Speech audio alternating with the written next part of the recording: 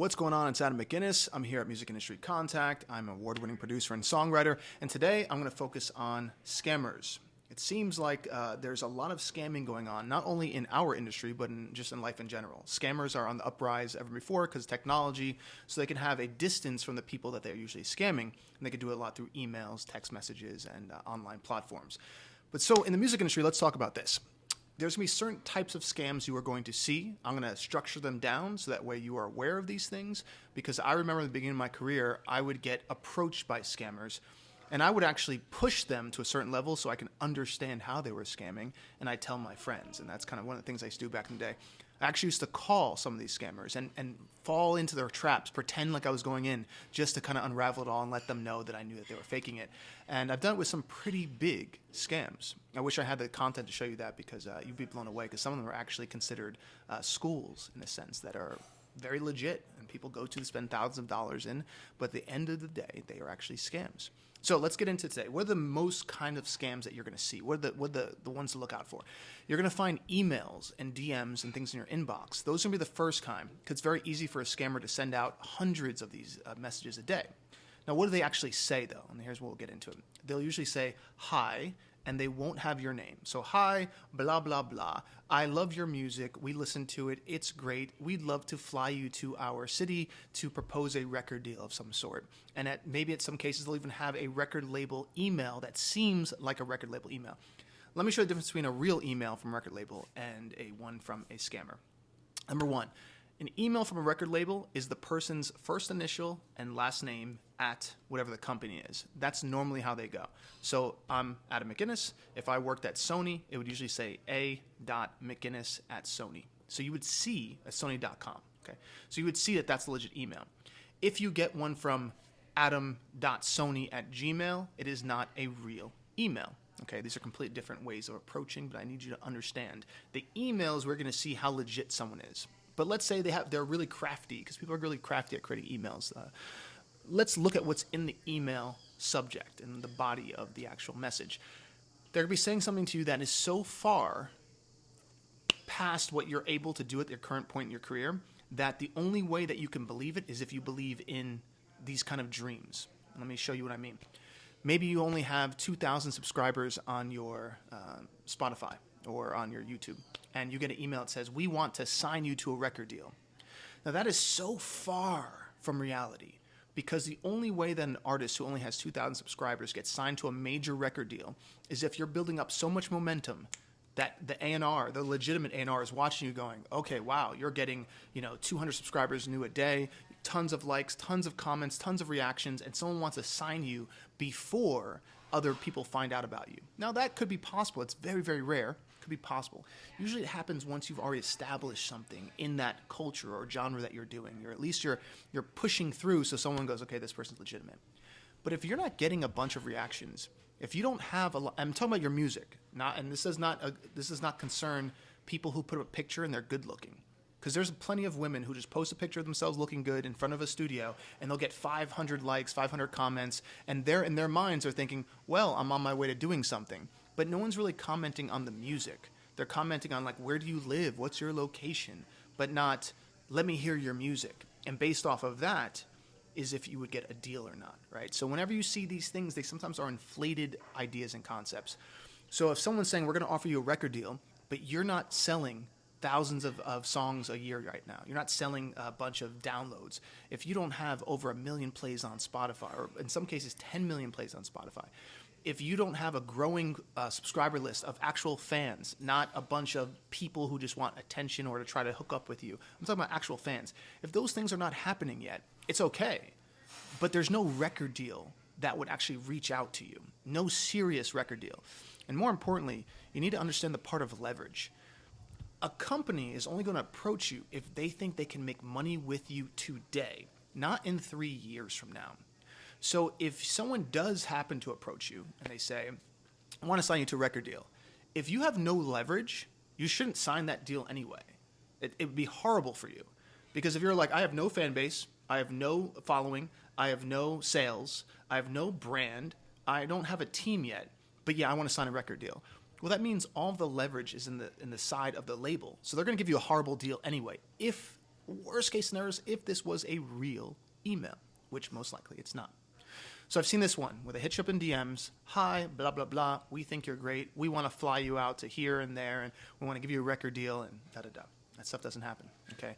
A real record deal offer is when an A&R sits down with their team of A&R and the president, and they say, hey, we're looking to sign this artist. Here are their stats.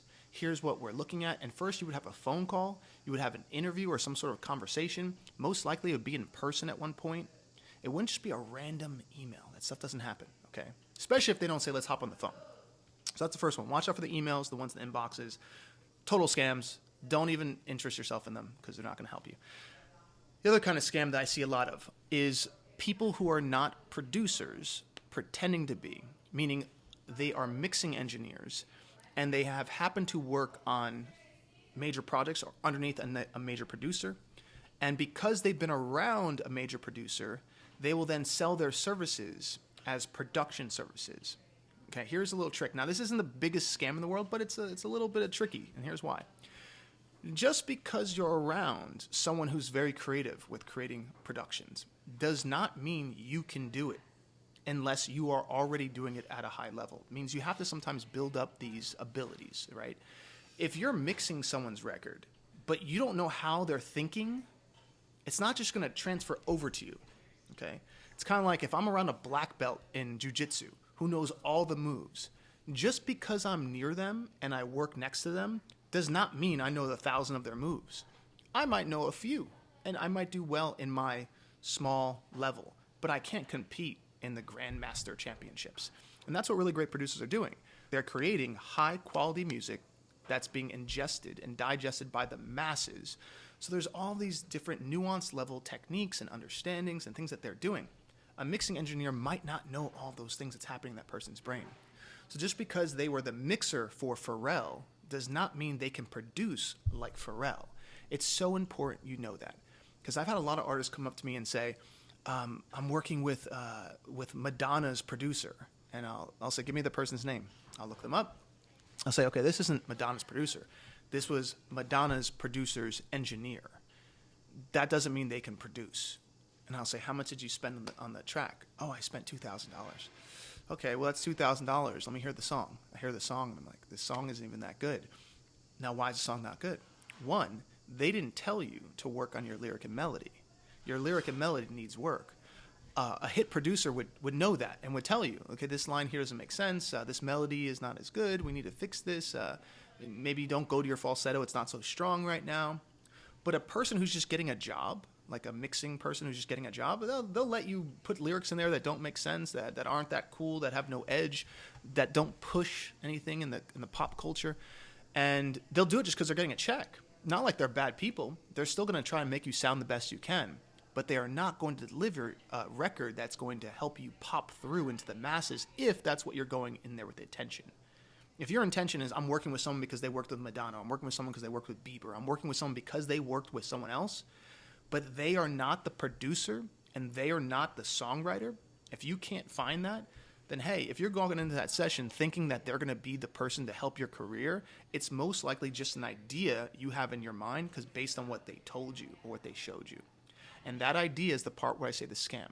It's the idea that leads you into doing things that you normally wouldn't do, that don't have true logic. And you sometimes get pulled into this dream, feeling. And when you try to sometimes help people when they're stuck in this dream feeling, they will argue back with you if you're making logical sense with them. So if you're an artist, let's say, and I tell you, hey, I looked up this person's credits. They don't really make sense. I wouldn't spend the money if I was in your shoes. If you're sold on the dream, oh, but they told me, they worked with so many people, and they told me, and they told me, and they told me, then you almost look like I'm trying to hurt your career, which I'm just trying to advise you.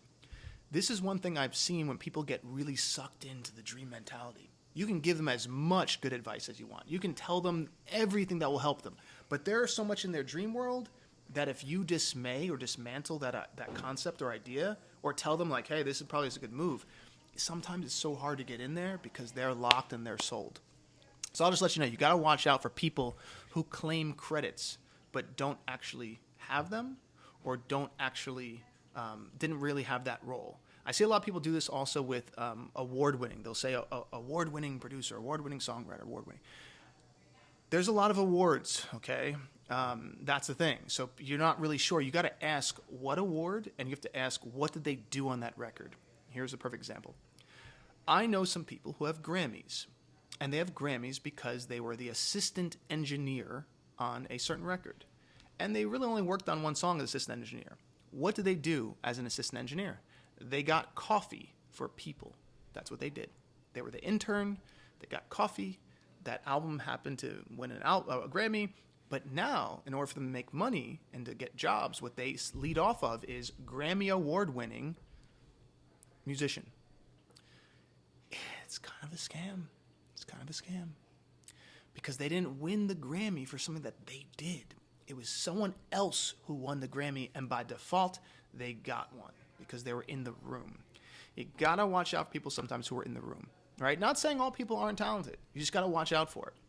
I know some other people who've won a Grammy for being the horns player on a certain album, right? They're amazing at horns. They did an amazing record. They played with Santana. They played with these big bands. They do those stuff. But they also happen to be producers. So someone comes up to them and says, hey, can you produce me? Because you're a Grammy Award winner. In the back of these people's minds, they know that they played horns. But to sell the idea, they'll say, yeah, I can produce you. I got a studio. This is all true. They have the studio. But they will not be able to produce a record that will be something of true value and validation for your career, because mentally they don't know how to produce like that yet. Not saying they can't get there, but currently they don't. So you got to watch out for people pretending to have certain credits in order to sell you an idea. Another one I see a scam on, the TV and film sync world. Okay, there's a lot of people selling courses on get into sync now, work at home, make $100,000. Everyone can do it. It's easy. Blah, blah, blah, rah, rah, rah. And they have these little events, and everyone gets together, and they all act like you could just be at home making music, and it's that simple. This is so far from the truth that it actually hurts me a bit, because I get so many demos from people who've actually attended these workshops, and I'll say, show me your best song that you think would be great on sync. And they show it to me. And I'm going, okay, this is a good song, but let me show you all the things that don't make it right for sync. And I'll go down the list. This wouldn't work on a TV show. It wouldn't work on a commercial. It wouldn't work in a movie. It wouldn't work on a trailer. It wouldn't work in a video game. So those are the 5 revenue streams of sync. And they'll say, why wouldn't it work? Well, 1, it's not current sounding music. 2, the vocal's off pitch. 3, you mentioned times, dates, places, which you can't do in sync. I can't say it's 9 a.m. in New York City, because I can't put that in anything unless you happen to be luckily get on 9 a.m. at New York City TV show. So there's certain things that you have in here that don't make it viable, and you have a sample in the beginning of it. You have a literally someone saying it's Jaga Ja beats right in the beginning. You can't have that happening. I'll tell them this, but they'll tell me that they went to some event and the person who ran the event said the song was great. So once again, someone else selling a dream to someone who doesn't know, that person believing in the dream so much that if I give them advice, they look at me and go, wait, what's that I'm talking about? Those other people told me I was great. Right? So you got to watch out for these TV and film sync things that people act like they know what they're talking about. Here's how you can check. It's very simple. You ask them to give you a breakdown on what placements they have had in the last year. That's all you got to ask. What placements do you have in the last year? You'll see the face change. Because what they'll try to do is say placements that other people have who are in their organization. And you don't fall for that. You say, what placements do you have in the last year? Because this music industry is constantly evolving. It's constantly evolving. So if you're not currently doing something in it, you can't tell someone else how to do it exactly.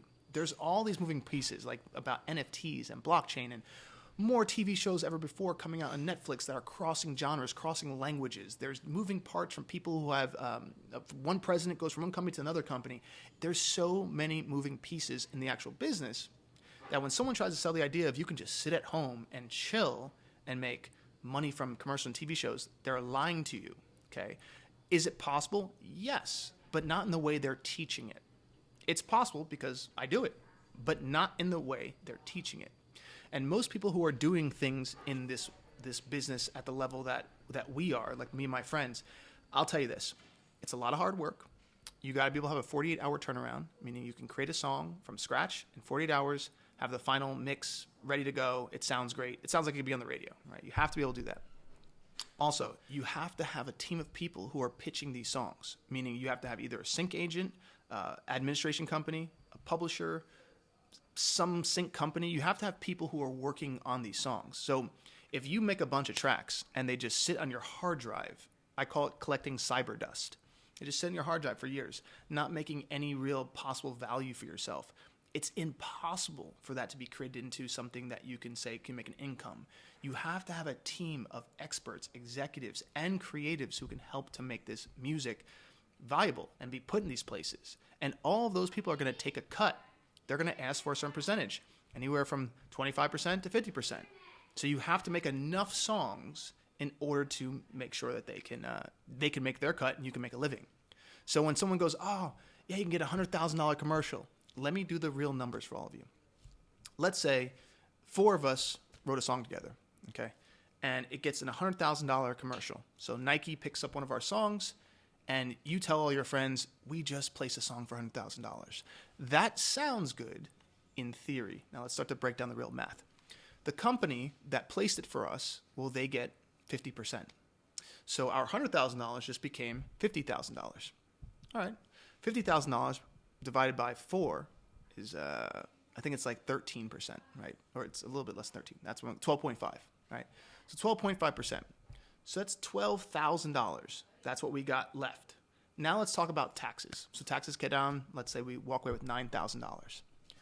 Before, it was a $100,000 placement, but now you have $9,000. And in this equation, I'm giving you all of your publishing and all of your master. In some cases, you might not own the master because you weren't the main producer and maybe didn't work out that. So you just own publishing. So you might even get less than that. You might walk away with $4,000. $100,000 to $4,000. So the reason why I'm explaining these things is because a lot of people are sometimes gung-ho into buying these ideas, buying these theories, buying more into this dream, and someone else on the other side is just pulling you in more because they know you don't know the business, and that's why I want to give you all how the business breaks down. All right, the last scam, there's many more, but the last scam I'm going to cover today is there's certain colleges that are actually scams. I've actually spoken at one for their graduation, and when I called them out on the fact that it was a scam, if you could be in the room to experience the awkwardness that this person was feeling, but also knew everything I was saying was correct, but they had never been called out, let me break down what happened. So I'm not going to mention the school's name, but this is a $20,000 a year college for music. And they asked me to come speak at their graduation. So I come as a mentor, and I'm in the room with about, I think it was 50 people. And I said, love to hear what your best work is. I'll play it on a loudspeaker, and I'll give you a critique and help you out as much as I can. So they start to play the songs. Every single song I heard was low quality, very low quality. Like, I have mentees who've only been working with me for 2 or 3 months, and they were better than some of these people who had been in this school for 2 years. So I asked them, I said, hey, real quick, who's teaching you about sample choices, how to create your own sound choices, your soundscaping, your mixing? Like, who's your teacher? And they say, oh, well, we have this person and that person. I say, well, what have they produced? Like, what music have they produced? And they looked at me like, what do you mean? I said, well, what music have they produced? Like, can I find their music on a TV show, a movie, on the radio, anything? Where can I listen to what they do? Oh, they're just, they graduated from college at a different college, like Berkeley or something, so they teach here now. I'm going, okay, but what have they done that they've actually created a business out of, that they're teaching you the realities of how this works at a high level? Oh, I don't know. Okay, so I'm listening. Then I ask them, who's the songwriting coach? Because I'm not trying to be rude here, but a lot of these songs don't have strong choruses. They're not changing melodic structure every 8 bars. Some things aren't even rhyming, which is just some things I'm noticing. There's not a high level of songwriting being taught here. Who's your songwriting coach or songwriting teacher? They tell me the person's name, and I go, what song have they written? And the woman's face, when I asked her that, she goes, what do you mean, what song have they written? And I said, well, you have someone teaching people how to write songs. So what song or songs have they done that validate that they actually know what they're doing? When I asked her this, her face was just like, oh, I never thought of that. getting a songwriting coach who actually writes hit songs. Getting someone who actually gets placements. You mean someone who actually can teach these people how to make a real business out of what they're paying us $20,000 a year for. So when I asked her these things, I said, listen, I'm really kind of confused. I'm looking at this room. There's 50 people in this room, which means $20,000 a head. That's $1 million a year your school is making. This guy over here is barely keeping his eyes open because he's so stoned. He doesn't care to be here. All the equipment here is kind of dated. And here's the trick. They have a back room they show me, which was supposed to be this audio-visual, major big screen thing with mixing consoles, and they sold that idea to all of the people at the school. They said by the end of the year, this will be up and running. You'll have the chance to be in the big room to practice on all this stuff. But that thing was never built. So they had been telling everyone about this thing they were going to build, and they never built it. And I said, so on top of that, you're selling people on the idea of this massive mixing room with visuals and all this stuff, but you haven't even built it. So I'm so confused on what I'm doing here, because I cannot represent a scam like this. Charging $20,000 and the kids aren't even getting what they need, just so you can give them a diploma that makes them feel good. It doesn't make any sense. It's going to put these kids into debt, and they're not going to be able to make their money back, and they're actually not going to like making music because they're going to think they learned not much. And they're going to go, well, I went to school for this, but I still don't know. So you got to watch out for colleges. You really do. People are going to think I'm crazy when I say this, but listen, if you're not learning from people who are actually doing the thing, actually producing songs on the radio, actually writing songs on the radio, if you're not learning from those people, you're just learning from someone who went to school before you and got a degree, don't spend the money to go into debt. There's enough that you can learn online that will probably know as much as what that teacher's going to teach you. The reason why I'm saying this is because some schools, I'm not going to name some names, but there's some big schools out there. I'm talking about some of the biggest music colleges in the world. I've had artists send me songs because they've applied to be part of my mentorship group. And I listen to a song and I go, okay, well, I can see where I can help you. I can see where you need some work. And I'll go, where did you record this? And they'll tell me one of these big schools' names. I'm not going to say it. But if anyone knows the top music schools, you already know who I'm thinking about. Then they'll say, I'll go, okay, well, this needs a lot of work. So what did your teacher tell you about the song? Like, what was their advice? And they said, oh, they told me it was great. They told me the song was awesome. It was a great song. And I go, okay, here's the problem with that.